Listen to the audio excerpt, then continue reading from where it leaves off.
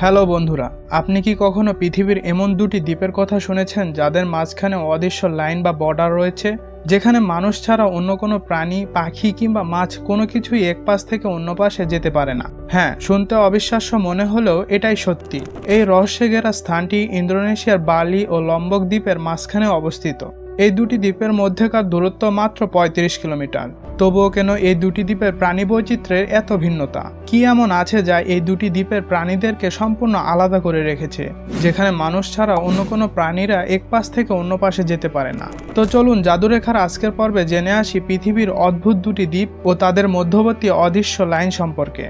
আর জাদুরেখা চ্যানেলে নতুন হয়ে থাকলে চ্যানেলটি অবশ্যই সাবস্ক্রাইব করে বেল আইকনটি অন করে রাখবেন। ইন্দোনেশিয়া পৃথিবীর দক্ষিণ পূর্ব দিকে অবস্থিত। এটি ভূমধ্যরেখার ঠিক ওপরে ও নিচে বিস্তৃত এবং প্রশান্ত মহাসাগর ও ভারত মহাসাগর এই দুই মহাসাগরের মাঝামাঝি অবস্থানে রয়েছে। দেশটিতে প্রায় ১৭,০০০-এর বেশি দ্বীপ রয়েছে, আর এতগুলো দ্বীপের মধ্যে সবচেয়ে রহস্যময় দুটি দ্বীপ হচ্ছে বালি ও লম্বক। এই দ্বীপ দুটি রহস্যের উন্মোচনের জন্য আমাদের ১৫০ বছর পিছনে ফিরে যেতে হবে। ১৮৫৯ সালে একজন ব্রিটিশ গবেষক আলফ্রেড রাসেল ওয়ালেস সর্বপ্রথম এই রহস্যময় অদৃশ্য লাইনটি আবিষ্কার করেন। আলফ্রেড রাসেল ওয়ালেসকে অনেকে বায়োলজি বইয়ের ন্যাচারাল সলিউশন কনসেপ্টের লেখক হিসাবে চিনে থাকবেন। তার জীবনে গল্পটাও বেশ নাটকীয়। ইংল্যান্ডের একটি গরিব পরিবারে ১৮২৩ সালে আলফ্রেড রাসেল ওয়ালেস জন্মগ্রহণ করেন।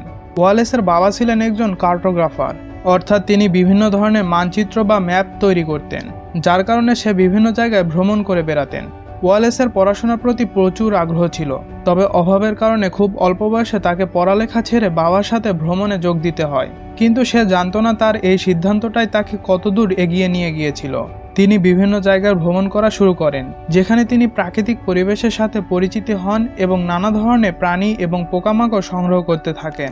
এইভাবে তিনি ১৮৫৪ সালে তার নৌকা নিয়ে ৩৫ কিলোমিটার দূরে লম্বক আইল্যান্ডে ভ্রমণে যান। তবে ওয়ালেস যখন এই দ্বীপটিতে এক্সপ্লোর করা শুরু করেন, তিনি বুঝতে পারেন কিছু একটা অস্বাভাবিক ঘটছে।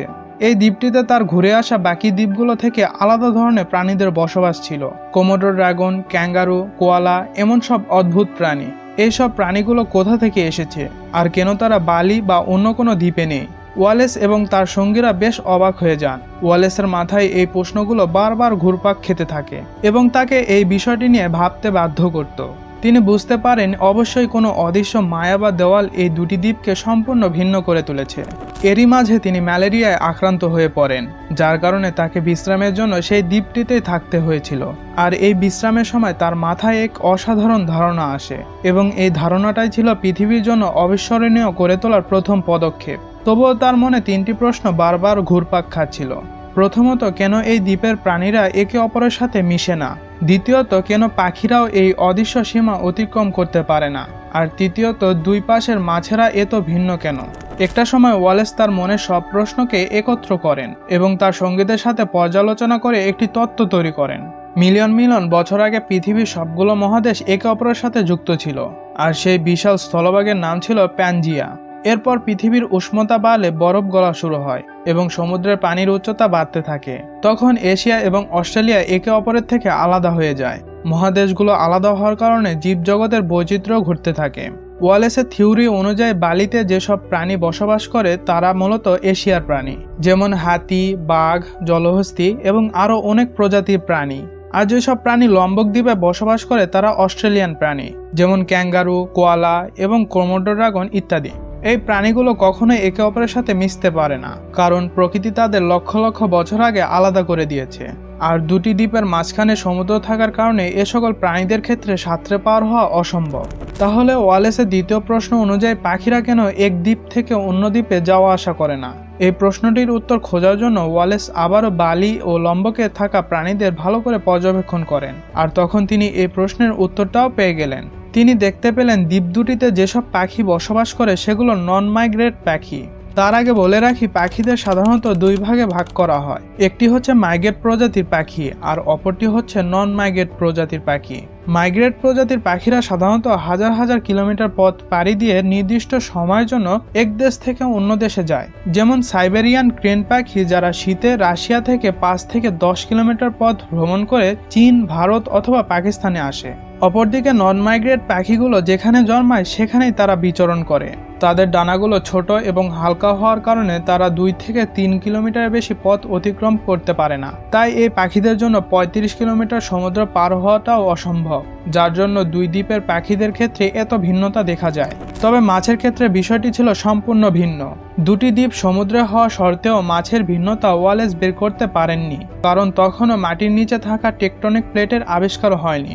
তবে আজকের আধুনিক সময়ে আমরা সকলেই জানি আমাদের গ্রহ স্থির নয়, বরং চলমান।